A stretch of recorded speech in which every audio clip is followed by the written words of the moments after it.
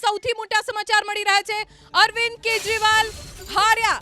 આપને બીજો અને સૌથી મોટો ઝટકો મળ્યો છે કેજરીવાલના રૂપમાં। અરવિંદ કેજરીવાલની હાર થઈ છે નવી દિલ્હી બેઠક ઉપરથી।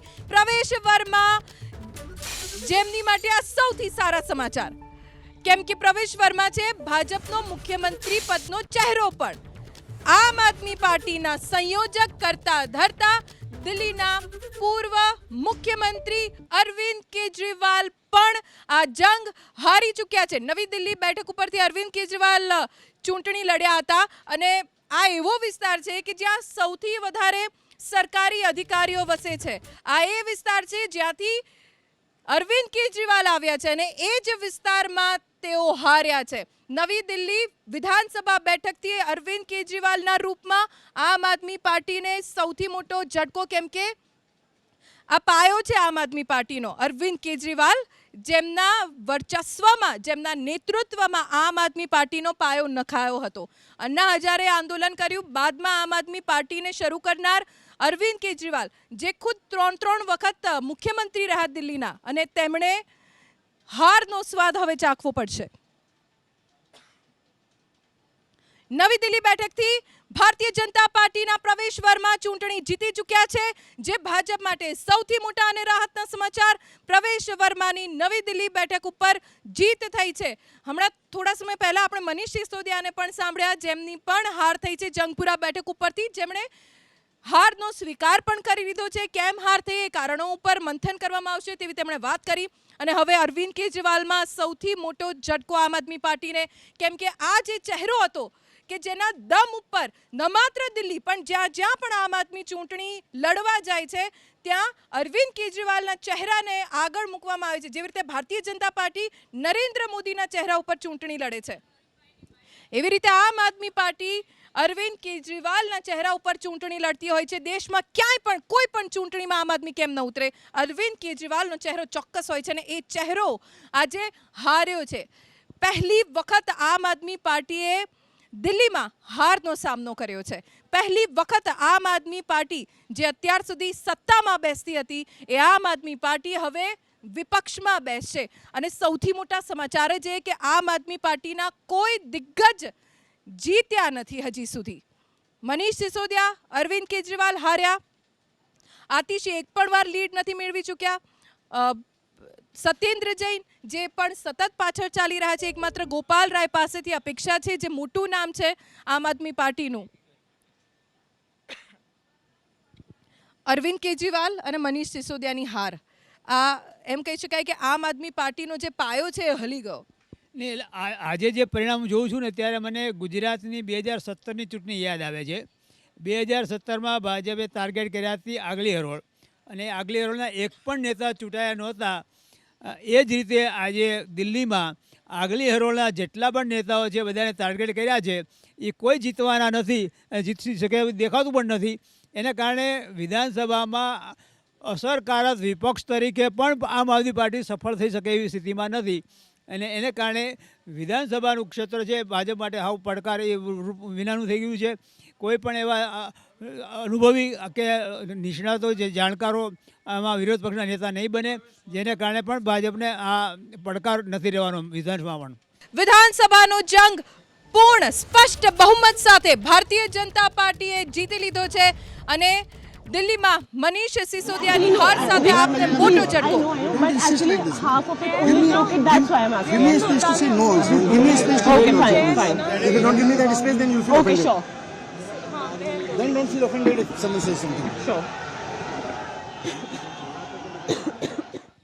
મનીષ સિસોદિયાની પ્રતિક્રિયા લેવાનો પ્રયત્ન થઈ રહ્યો છે, જો કે તેમણે કંઈ પણ કહેવાનો ઇનકાર કરી દીધો છે, પણ આમ આદમી પાર્ટી માટે આ ખૂબ જ મોટો ઝટકો મનીષ સિસોદિયાના रूपમાં। बहुत मेहनत से लड़ा।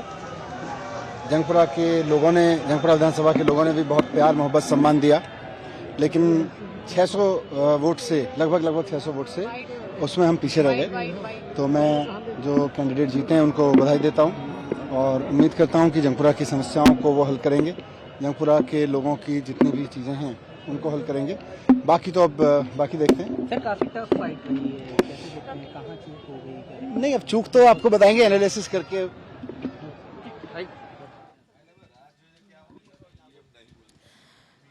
તો મનીષ સિસોદિયા જેમણે પોતાની હાર સ્વીકારી લીધી છે, મનીષ સિસોદિયા સામે ભાજપના તરવિંદરસિંહ મારવાની જીત થઈ છે અને ખૂબ મોટી જીત કહેવાય આ મારવાની, કેમ કે આમ આદમી પાર્ટીમાં બીજા નંબરનું સ્થાન મનીષ સિસોદિયા ધરાવે છે અને એમને હરાવ્યા છે.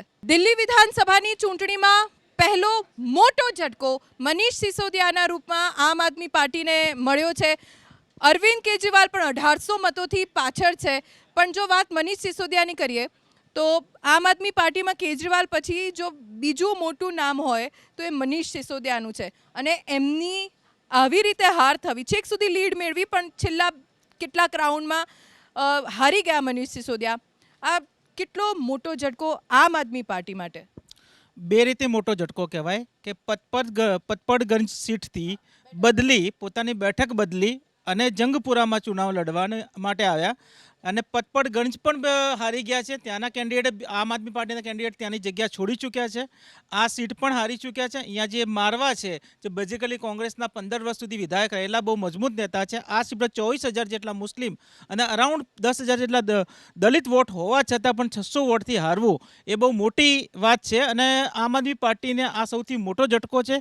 કદાચ જે રીતના ન્યૂઝ આવી રહ્યા છે, કદાચ બીજો ઝટકો અરવિંદ કેજરીવાલના નામનો પણ મળી શકે છે. જો આ બે ઝટકા, અને કાલકાજીમાં સવારથી આતિશી પાછળ જ છે, એક પણ વાર આગળ નથી થયા, આ ત્રણનું હારવું એટલે આમ આદમી પાર્ટી માટે ટ્રિપલ ઝટકા જેવું આવી રહ્યું છે. અને ખરેખર આ સીટ પણ ના જીતે તો પછી આમ આદમી પાર્ટી અહીંયા જીતને લાયક નથી, એક ફિક્સ થઈ ગયું છે. કેમ આમ આદમી પાર્ટી હારી? શું થયું આમ આદમી પાર્ટી સાથે? એક કારણોની ચર્ચા હવે ભૂતકાળ થઈ ગઈ. હવે ભવિષ્યની વાત કરવાની. તો હવે આમ આદમી પાર્ટીનું ભવિષ્ય શું? એવા સમય જ્યારે બીજેપી તો 48માં આગળ છે, કદાચ 50 સુધી પહોંચી જાય તો નવાઈ નહીં, અને 20ની અંદર આમ આદમી પાર્ટી આવી જાય તોય નવાઈ નહીં. આ તમામ દિગ્ગજ ચહેરાઓ, શું ભવિષ્ય આમનું?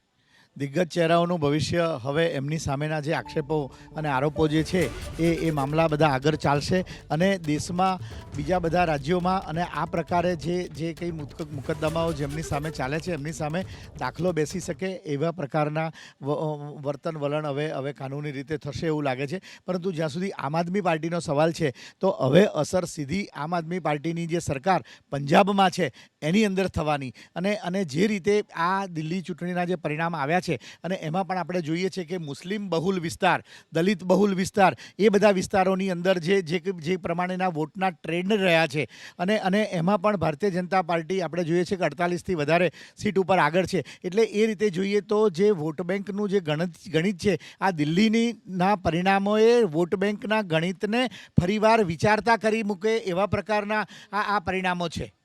જો હમણાં સુધી અમે એવી ચર્ચા કરતા હતા કે મનીષ સિસોદિયા તો છે જે નેતા વિપક્ષનું પદ વિધાનસભામાં શોભાવશે, પણ હવે તો સિસોદિયાએ ગયા, સત્યેન્દ્ર જૈને ગયા, કાલકાજીથી આતિશી પણ એકવાર લીડ નથી મેળવી શક્યા અને આ તો કેજરીવાલ ખુદ હારની નજીક પહોંચી રહ્યા છે. કોણ હોઈ શકે છે વિપક્ષના નેતા? અત્યારે જે રીતે બીજેપીની સીટો જે રીતે વધી રહી છે અને આમ આદમી પાર્ટીની સીટો જે રીતે ઘટી રહી છે, એ મુજબ મનીષ સિસોદિયાનું નેતૃત્વ લાગી રહ્યું હતું. ક્યાંક ને ક્યાંક આપણને એવું હતું કે આતિશી ક્યાંક આગળ ચાલશે, પરંતુ એ પણ સવારથી જે રીતે પાછળ ચાલી રહ્યા છે. અને અત્યારે જે રીતે મનીષ સિસોદિયાની હાર થઈ એટલે મુજબમાં કે દિલ્હીના શિક્ષણ મોડલની હાર થઈ એવું કહી શકીએ એક ટાઈમ આપણે. એટલે મનીષ સિસોદિયાની જે હાર જે થઈ છે, એક નાયબ મુખ્યમંત્રીની જે રીતે હાર થઈ, તો અરવિંદ કેજરીવાલ પણ અત્યારે જેટલા વોટથી પાછળ ચાલી રહ્યા છે તે મુજબ અત્યારે તો હવે ભવિષ્ય બહુ ઓછું દેખાઈ રહ્યું છે. આમ આદમી પાર્ટીના જે ત્રણ દિગ્ગજ નેતા જે છે, કે જે સ્પેશિયલી જેલની અંદર જેટલા નેતાઓના નામ હતા, તમામ નેતાઓ ક્યાંક ને ક્યાંક પાછળ ચાલી રહ્યા છે. અને આતિશીને જે રીતે મુખ્યમંત્રી બનાવવામાં આવ્યા, પરંતુ એ ફેક્ટર પણ ક્યાંય આમ આદમી પાર્ટીની અંદર વધારે ચાલ્યું નહીં. અને જે રીતે મહિલાઓ માટે આમ આદમી પાર્ટી કામ કરી રહી હતી, ત્યાં મહિલા સીએમ જ અત્યારે પાછળ ચાલી રહ્યા છે. અને જે રીતે લાગી રહ્યું છે ત્યાં આમ આદમી પાર્ટીનું અત્યારે કોઈ શિસ્ત નેતૃત્વ કરી શકે એવો અત્યારે કોઈ ચહેરો અત્યારે હાલ જોવા નથી મળી રહ્યો. કારણ કે થોડા સમયમાં જે રીતે રિઝલ્ટ ક્લિયર થશે એ મુજબ જ આગળ નક્કી થશે કે આમ આદમી પાર્ટીની અંદર કઈ રીતે આગળ વધશે.